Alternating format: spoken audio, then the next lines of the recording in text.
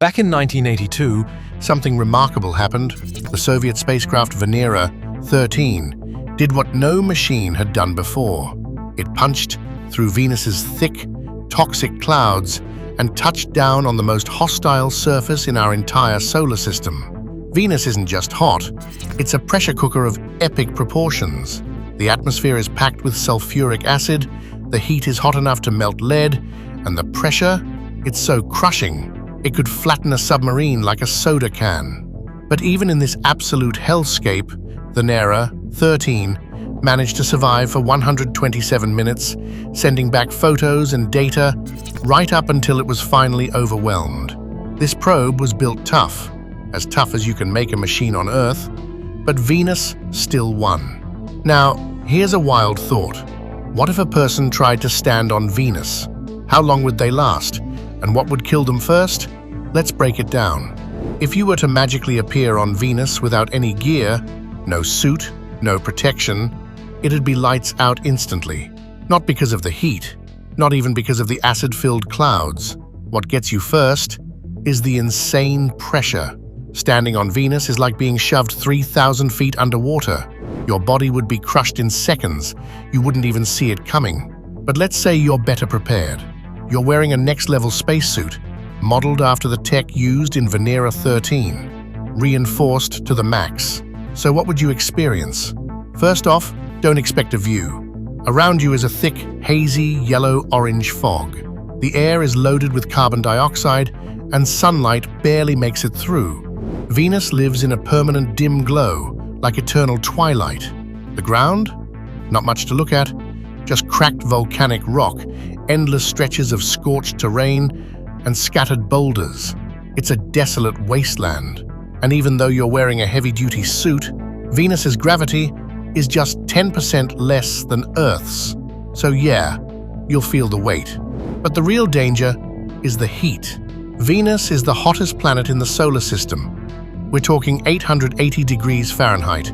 That's 470 degrees Celsius.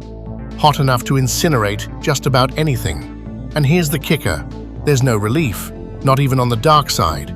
Thanks to its brutal greenhouse effect, Venus traps heat like an oven with no off switch. The dense atmosphere acts like a giant thermal blanket that never lets go. So even if you somehow had the gear to survive for a few minutes, Venus would still win. But the fact that Venera 13 lasted over 2 hours, that's a testament to human engineering, and a reminder that even in the most unforgiving corners of the solar system, we've dared to explore. And who knows, maybe one day we'll go back, with machines smarter, stronger. just like the legendary Venera 13, Your spacesuit is a beast, built with high-tech, multi-layer thermal shielding. Its outer shell, made from silicon carbide, a material tough enough to handle up to 500 degrees Celsius. Inside, a custom cooling system is working overtime, evaporating special fluids to draw heat away from your body. You're pushing through, sweating bullets, sure, but still standing as you step across Venus's scorched alien terrain. Out here, it's so hot that metals like lead, tin, and zinc aren't solid. They're literally liquid, bubbling in pools like some apocalyptic soup. Your suit's being constantly bombarded by toxic sulfuric acid, but for now, it's holding strong. Credit goes to those titanium plates, coated in tantalum and gold, built to resist the brutal corrosion of this acidic atmosphere.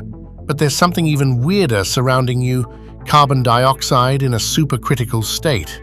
At 90 times Earth's pressure, it's not quite a gas, not quite a liquid, just a crushing force that would obliterate any unprotected life in an instant. And then, things start to go sideways. Your cooling system begins to falter. Even with the best tech we've got, Venus doesn't play fair. The heat keeps rising inside your suit, and there's nowhere to run. No shade, no breeze.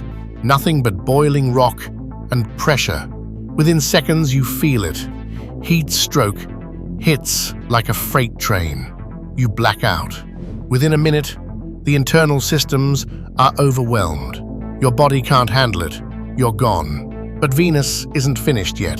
The suit's chemical barriers break down. Sulfuric acid tears through its defenses. The titanium plates crack under the pressure. Then comes the final collapse. Metal shrieks, seals give way, and the whole structure folds in on itself. You made it 20 minutes on Venus, the hottest, most hostile planet in the solar system. That's not just survival, that's a record. Now, let's be real. If you stepped onto Venus in a regular NASA spacesuit, you'd be toast in under a minute. But what about the other planets in our solar system? What kind of gear would you need to survive those environments?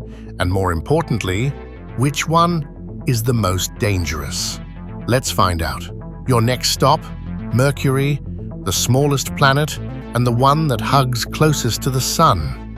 But surviving here, that depends on where you decide to land. The scorching sunlit side or the icy pitch-black dark side. Choose wisely. Here's the catch. Mercury has no atmosphere to speak of, which means it can't spread heat around. Temperatures swing wildly, from a bone-cracking -280 degrees at night to a metal-melting 800 degrees Fahrenheit in the day. It's like stepping into a cosmic oven that forgot how to use the thermostat. But let's say you play it safe and land on the dark side. You touch down in your reinforced suit, and immediately the bitter cold bites through your boots. There's no air, no wind, so heat, or cold, doesn't really transfer like it does on Earth. Everything feels eerily still. As your eyes adjust, the landscape starts to feel strangely familiar. It looks a lot like the moon, dusty, cratered, and lifeless. The whole surface is bathed in shades of grey, with the only light coming from faraway stars. No sunrise, no sound, just you and the frozen silence of space. Thanks to your advanced thermal and radiation-resistant suit, you can walk around for a bit, maybe even take in the view. But don't get too comfortable, because once the sun rises, the game changes fast. Unlike the soft golden sunrise we're used to back home, Mercury's sun looks like a blazing white spotlight, blinding and raw. That's because there's no atmosphere to filter it. No clouds, no haze, no protection. It just hits you full force. Stick around too long, and even the best tech on Earth wouldn't be enough. Your suit would overheat, and you'd be cooked alive. Mercury may not look like much. No lava, no storms, no acid rain. But don't let that fool you. It's quiet, but absolutely lethal. From Mercury, the sun doesn't just rise. It dominates the sky. It looks nearly 3 times larger and shines blindingly brighter than what we see from Earth. The heat? It climbs fast. And without high-end protection, you'd be toast, literally. Within minutes, the intense ultraviolet rays would burn right through your skin if your suit didn't have serious shielding. Luckily, you're wearing a top-of-the-line radiation-proof suit. That's the good news. The bad news? Even the best cooling systems can only do so much under the raw power of the sun this close. Inside your suit, temperatures are climbing fast, and there's no shade, no cave, no structure, no rescue. And here's the kicker. Mercury days last about 29 Earth days.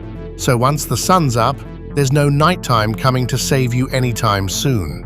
As the heat builds, solar radiation starts slipping past your suit's defenses. Systems begin to fail. One by one, critical electronics shut down. You're still breathing, but not for long. The cooling system gives out. Soon, your internal organs are taking hits from lethal levels of radiation. Your vision fades, your knees buckle, and you drop, face first, into the scorched surface of Mercury. Time survived, 15 minutes. Brutal, but maybe your next stop will give you a fighting chance. Welcome to Mars, and this time things are looking up. You've landed near the equator, not far from where NASA's Curiosity rover touched down. The landscape? It feels oddly familiar, kind of like Arizona or Utah, but with a twist. The sky has this dusty, pale orange tint, and the rocky plains stretch out in every direction like a Martian Wild West. You've arrived during a Martian summer day, so it's surprisingly mild, around 68 degrees Fahrenheit, 20 degrees Celsius.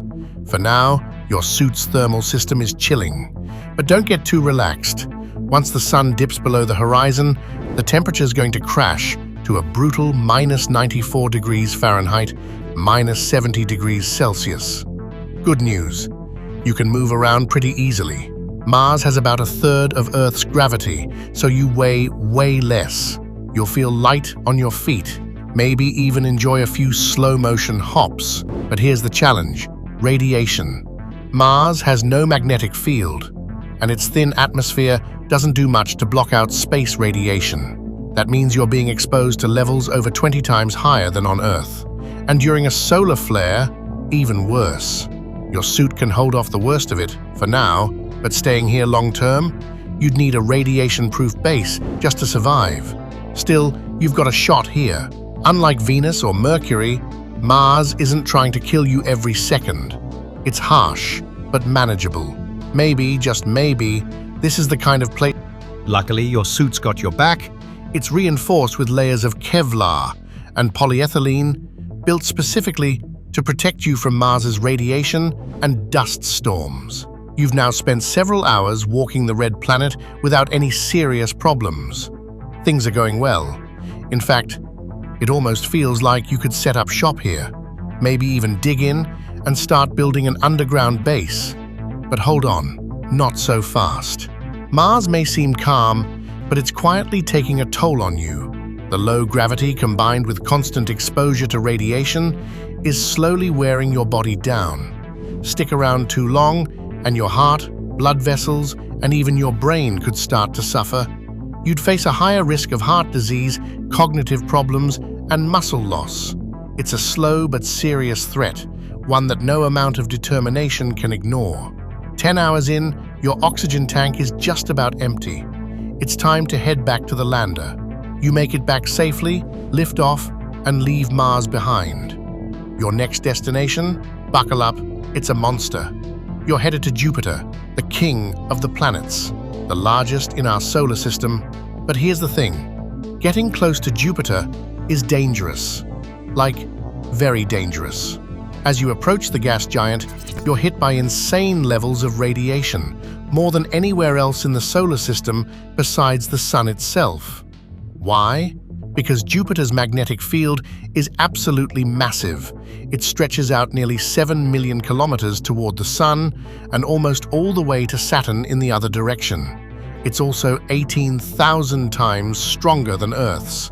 That supercharged magnetosphere traps deadly radiation from the sun like a massive energy net.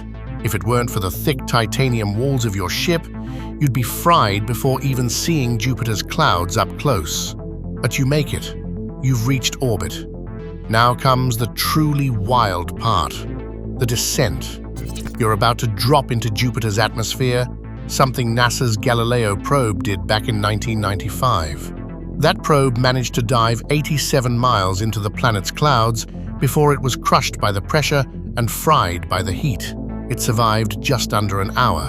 And now, you're about to try the same thing. Thankfully, your suit isn't ordinary. It's custom-engineered to endure extreme radiation and atmospheric pressure.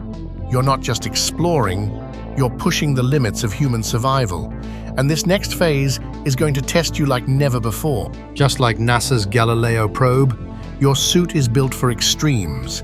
Its outer shell is forged from titanium alloy, tightly sealed with polyethylene and Kevlar to reflect deadly radiation. To handle the crushing force of Jupiter's atmosphere, it's equipped with a shock-absorbing inner structure that spreads pressure evenly across your body. You're ready, or at least as ready as anyone can be, to make the plunge into the most extreme planet in the solar system. You jump. Right away, you pass through Jupiter's upper atmosphere, hitting a layer of ammonia clouds about 12 miles above the planet's invisible surface. It's bitter cold up here, over -100 degrees C, but your thermal systems keep you safe. The suit does its job, insulating you as you continue falling, fast. Within moments, everything changes. The temperature starts rising rapidly, atmospheric pressure ramps up, and suddenly feels a lot more familiar, almost Earth-like. But before you can take that in, you're slammed by hurricane-force winds reaching a mind-blowing 370 miles per hour. You're caught in one of Jupiter's massive, never-ending storms. Your suit holds steady, you don't. The G-forces are brutal. The wind tosses your body like a rag doll into a swirling vortex. It's too much. Your organs can't take it. You die almost instantly, but the descent continues. Your suit, still intact, plunges deeper. Now it's just a high-tech coffin, spiraling into the unknown. Lightning cracks around it, bolts so massive they stretch hundreds of miles. But still, the suit holds. Down it goes, deeper and deeper into Jupiter's water cloud layer, where temperatures are now around 32 degrees Fahrenheit, 0 degrees Celsius. 2 minutes later, you hit the 87-mile mark, the same depth where Galileo's signal cut off. The heat here has risen to 302 degrees Fahrenheit, 150 degrees Celsius, and the pressure is 24 times what we feel on Earth. Your total survival time? 3 minutes. Barely enough to take in the chaos. No sights, no discoveries, just raw, overwhelming destruction. But maybe, just maybe, you picked the wrong part of Jupiter. Your next stop? Europa, one of Jupiter's most fascinating moons. And this time, you've got solid ground beneath your boots. You're standing on a vast, frozen plain, a moon almost the same size as Earth's, but utterly alien. Beneath your feet, a 9 to 15 mile thick crust of solid ice hides a massive underground ocean of liquid water. Scientists think it might be one of the best places to find alien life. The air? There is none. The cold? Brutal. You're facing minus 238 degrees, minus 150 degrees, even colder than the dark side of Mercury. Still, you press on, suit intact. The surface is eerily smooth, like glass in some places, shattered and cracked in others. You're walking on a frozen skin stretched over a watery world. Despite the heavy suit, movement is surprisingly easy. Europa's gravity is weak, only about 1/8 of Earth's. So you move in slow, bouncy steps. Suddenly something catches your eye. In the distance, a towering geyser explodes upward, blasting water vapor 120 miles into the blackness of space. The ground shudders beneath you, not from a quake, but from something far more dangerous: radiation. Jupiter's magnetic field is pounding Europa's surface, and even your high-tech suit can't block it forever. Your oxygen system shorts out. You stumble. Dizziness, blackness, collapse. Here's the kicker. Europa actually produces oxygen, about 26 pounds every second, thanks to radiation splitting water molecules on its surface. But it's not breathable, not for you, not today. Before long, your suit's defenses fail. The radiation shreds it from the inside out. You survive for 15 minutes, the same as Mercury. Long enough to dream. Too short to leave your mark. Now you're headed toward a whole new kind of giant. Outside the spacecraft window, a breathtaking sight comes into view. A planet like no other, wrapped in majestic rings that shimmer in the sunlight. You've arrived at Saturn. Like Jupiter, Saturn isn't a place you can land on. It has no solid surface. Still, that doesn't stop you. Curiosity takes the wheel. You suit up again, this time in a reinforced, high-tech spacesuit designed to shield against radiation and crushing pressure. You take the plunge. The moment you enter Saturn's atmosphere, you're greeted by something oddly familiar: an aurora, glowing and dancing across the sky. It's just like Earth's northern lights, created when charged particles collide with the planet's magnetic field. It's strangely beautiful. But this descent won't be. Your suit's systems are still holding up, for now. As you drop deeper, You hit the troposphere, the thickest part of Saturn's atmosphere, stretching almost 150 miles down. And that's when things turn wild. Storms rage around you, with winds blasting at over 1,300 feet per second, way faster than any hurricane on Earth. This chaotic weather is why Saturn looks yellowish from space. You're surrounded by thick clouds made of ammonia crystals. One tiny crack in your suit here, and it's game over. You keep falling. Near what scientists guess might be the surface, the temperature plummets to minus 328 degrees Fahrenheit, minus to 200 degrees C. Ice forms instantly on the outside of your suit. Your electronics begin to glitch. The sunlight fades. You're swallowed by darkness. Then comes the pressure. Slowly, your suit starts to buckle. Breathing becomes harder. Systems fail, one by one, and then it's over. Crushed by Saturn's unforgiving atmosphere, you survive about 5 minutes before your suit gives in. A bit longer than on Jupiter, but still a short chapter in a very long fall. But your journey doesn't end here. There's one more stop, and it might be the most promising one yet. You land on Titan, Saturn's largest moon. Right away, there's a strange sense of peace. You're no longer plummeting into a gas giant. You're standing on solid ground. That alone feels like a miracle. It's still cold, really cold, around minus 290 degrees Fahrenheit, minus 180 degrees Celsius. But it's manageable. Your suit is built for this. Layers of reflective materials bounce the cold away, while a lining of silica aerogel, one of the best insulators ever made, keeps your core temperature just right. But there's a twist.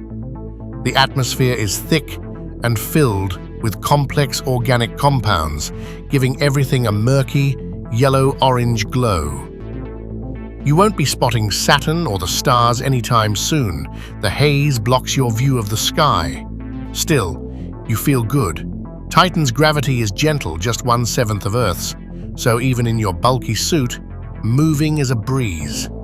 And the air pressure, just 1.5 times Earth's. Manageable, almost comfortable. Then, in the distance, you find it. A lake. It looks calm, almost familiar, like something you'd see on Earth. But don't be fooled. Don't even think about touching it. That lake isn't filled with water. It's liquid methane and ethane, as deadly as it is cold. That lake you spotted on Titan, it's not filled with water. Instead, it's a chilling cocktail of liquid methane and ethane, chemicals that are gases on Earth, but thanks to Titan's deep freeze, they stay in liquid form here. You've been exploring this frozen moon for over an hour now. Radiation levels are higher than back home, but so far, your spacesuit's layered shielding is holding strong, giving you time to roam and observe. Everything feels eerily quiet. But then you start to notice it. A deep, bone-chilling cold creeping into your body. Your suit's thermal system, no matter how advanced, is starting to lose the fight against Titan's relentless cold. A staggering 292 degrees, 180 Celsius. About 30 minutes later, your movements slow. You stumble. Then everything goes dark. Hypothermia takes over. You collapse onto the frozen surface. And that's it. You lasted 2.5 hours on Titan. Not bad, considering it's one of the most extreme environments in the solar system.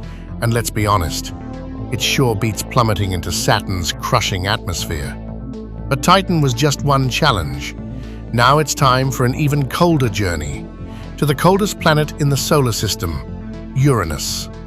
As your ship approaches, you're struck by its calm, almost hypnotic blue-green glow. But don't let that fool you. You're about to dive into another gas giant, and this one might be your shortest adventure yet. Let's be real, you're not likely to make it far.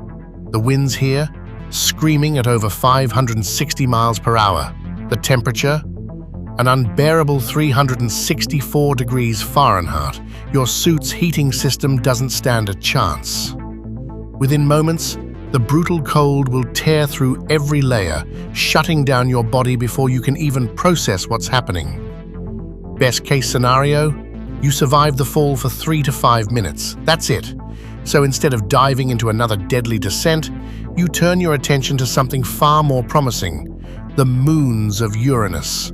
These icy satellites might hold secrets far more interesting than the stormy depths below. And maybe, just maybe, one of them will let you walk a little longer, breathe a little easier, and witness something truly unforgettable.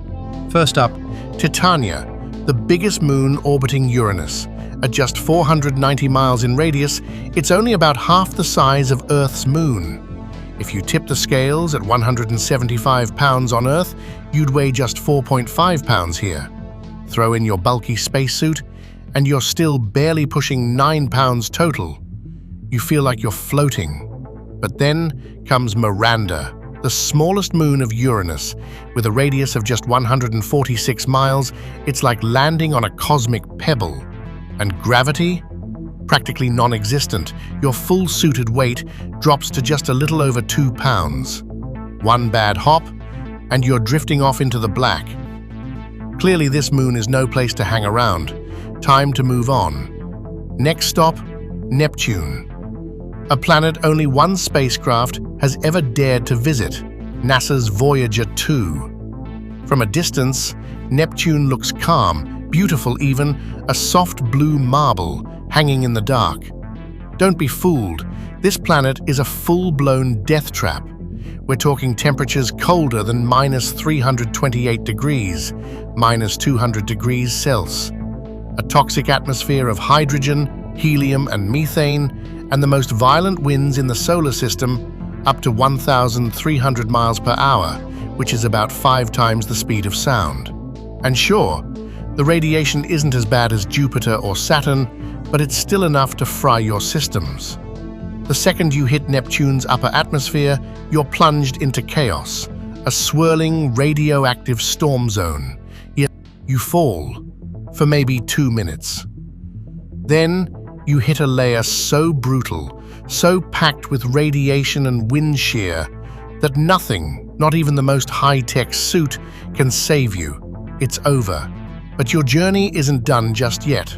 There's one last destination, and it's as mysterious as it is distant. Pluto.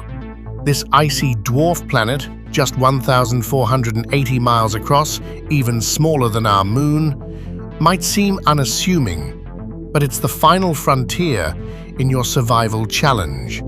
Surprisingly, Pluto has a thin atmosphere, which offers a tiny bit of radiation protection. Emphasis on tiny. The second you step onto the frozen surface, you need your flashlight. It's pitch black here. The sun?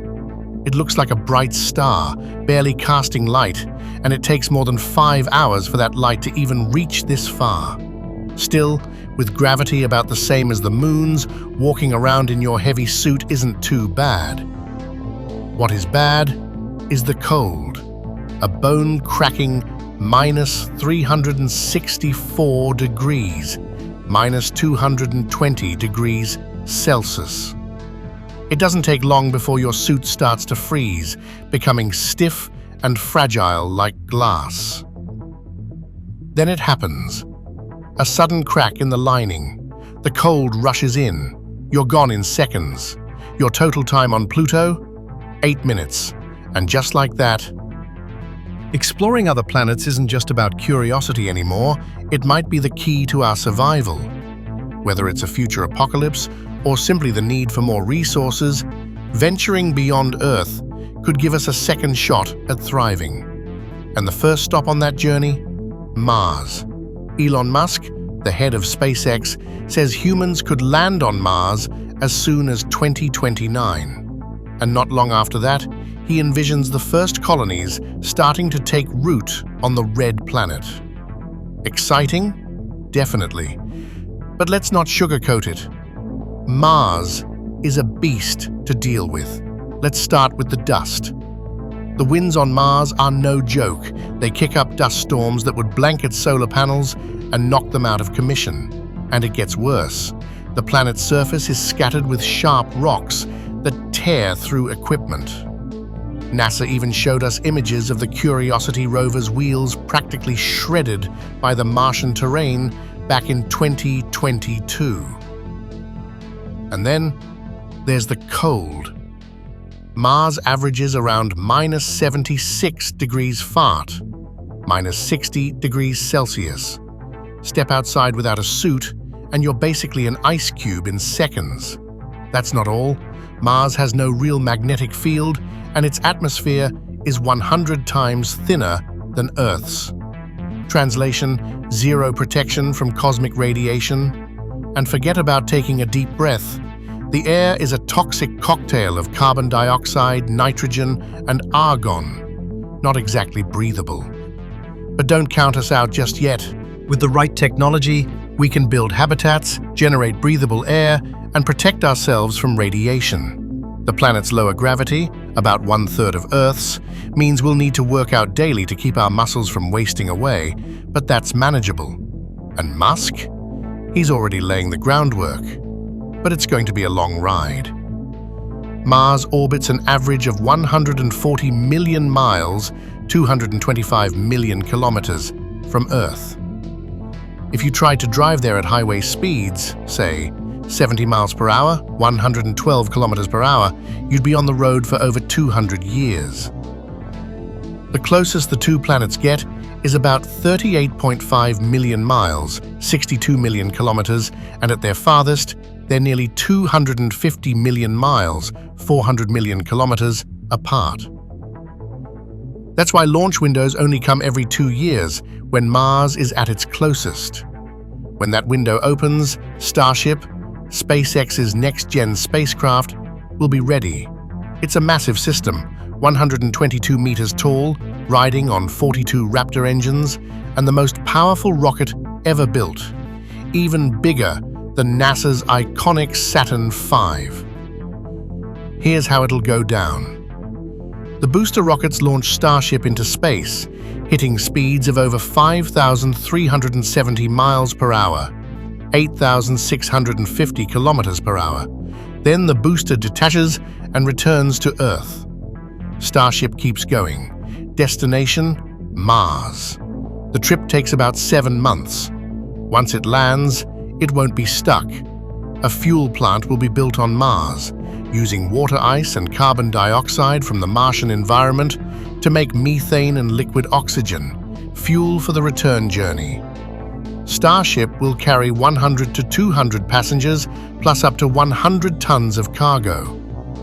Over time, a fleet of ships, a Starship flotilla, could launch as many as 1,000 missions per year, transporting people and supplies to build a new world. If Elon Musk's vision plays out the way he expects, by 2050 we could see the first Martian city, home to millions of people and a fully functioning industry, rising up under protective domes on the red planet. The plan? Let robots handle the construction before the first humans even arrive. They'll build the initial housing and infrastructure, while future settlers will use 3D printers to expand the colony. Think of it as moving into a neighborhood built by machines and adding your own room with a printer. NASA's already thinking ahead. They ran a competition called the 3D Printed Habitat Challenge to imagine what Martian homes could look like. The winner? The Mars Ice House, a futuristic 4-story igloo made for life on Mars. Picture a modern twist on an Eskimo yurt, adapted for space, with multiple apartments and shared spaces connected by a spiral staircase. Its curved walls are designed to make the rooms feel bigger, an important trick when space is limited. No matter what these homes end up looking like, Musk says the top priority is self-sufficiency. Martian settlers won't be able to rely on constant shipments from Earth. Instead, they'll grow their own food using hydroponic farms powered by solar energy, greenhouses that work without soil and soak up the sun for power. But here's the big unknown. Will Earth plants grow in Martian soil? We're still figuring that out. We recently got a glimpse of the possibilities by testing moon soil. NASA, along with researchers from the University of Florida, planted crops in lunar regolith, moon dust mixed with volcanic ash and nutrients. The plant, Arabidopsis thaliana, a cousin of broccoli and kale, it actually sprouted, a promising sign for future lunar gardens that pushed the moon up a notch as a candidate for colonization. Still, it's too small to ever become Earth 2.0, so scientists are scanning the whole solar system for potential replacements for our home. Even some unlikely candidates, like Mercury. Yes, Mercury, the closest planet to the Sun. It may sound crazy. This is a place where daytime temperatures can soar to 800 degrees Fahrenheit, and there's no atmosphere to protect you from solar radiation. But there's a twist. Back in 2011, NASA's MESSENGER probe spotted something interesting. Swiss cheese-like holes on the surface, likely lava tubes. These natural underground tunnels could offer safe shelter, protecting colonists from deadly heat and radiation. But then there's the problem of gravity, or rather the lack of it. In low or zero gravity, the human body quickly starts to break down. Muscles weaken without regular use, and bones lose mass. Calcium leaches into the bloodstream, increasing the risk of fractures. That's not all. Without gravity pulling blood toward your legs, blood pressure evens out, which can lead to bleeding in the eyes, vision problems, and even strokes. But what if we looked toward Venus? Venus has gravity similar to Earth's, which means your body won't fall apart the way it would in space. It also has a dense atmosphere, thick enough to provide some natural protection from radiation. And while it's filled with carbon dioxide, scientists believe we could extract oxygen from that, a potential game changer. But don't get too excited just yet. Beneath the thick yellowish clouds of Venus, There's a place that looks more like a scene from a nightmare than a planet. Its atmosphere is jam-packed with carbon dioxide, creating a massive greenhouse effect that cranks surface temperatures up to a blistering 880 degrees Fahrenheit, 475 degrees Celsius is hot enough to melt lead. And the pressure? It's like being crushed under 3,000 feet of ocean here on Earth. Even the toughest spacecraft we've sent only survive a few hours before they get completely flattened by the overwhelming weight of the atmosphere. If that wasn't enough, Venus dishes out acid rain that makes Earth's worst pollution look like a drizzle. It's loaded with sulfuric acid, so corrosive it would eat through most materials in no time. Add wind speeds topping 225 miles per hour, and you've got a planet that basically rips apart anything that dares enter.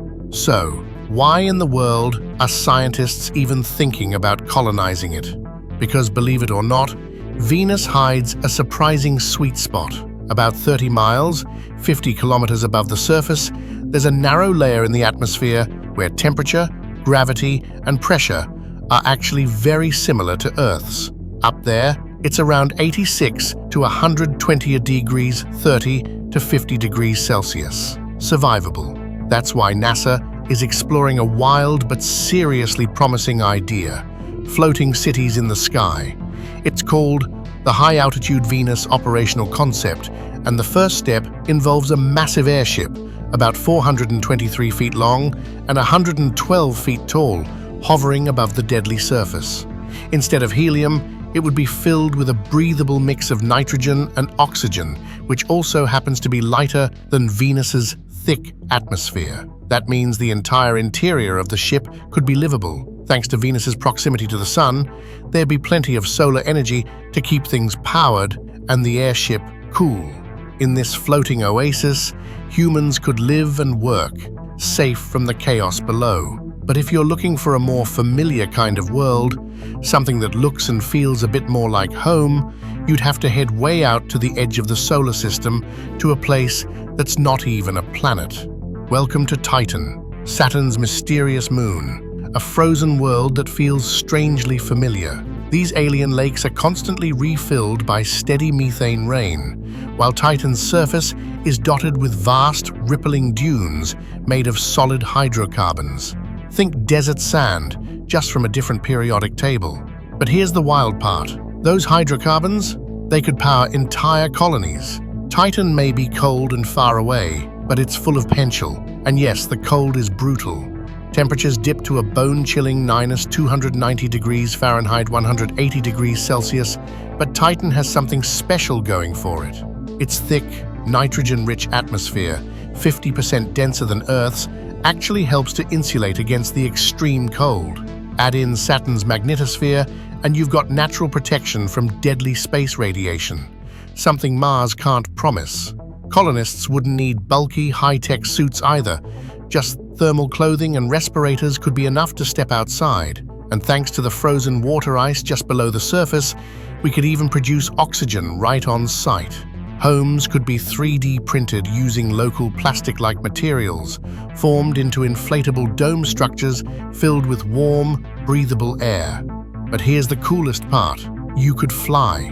Seriously, Titan's low gravity and thick atmosphere would let humans strap on wings and soar like birds. Just imagine taking flight under a hazy orange sky on a moon nearly 1 billion miles from Earth. But all this raises a bigger question. Do we really need another planet to call home?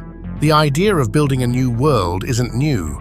Way back in 1975, scientists were dreaming of space colonies. But recently, a Stanford University team reimagined that dream into something more concrete. A giant space station shaped like a wheel, a torus to be exact, 1.6 kilometers wide, spinning constantly to generate artificial gravity.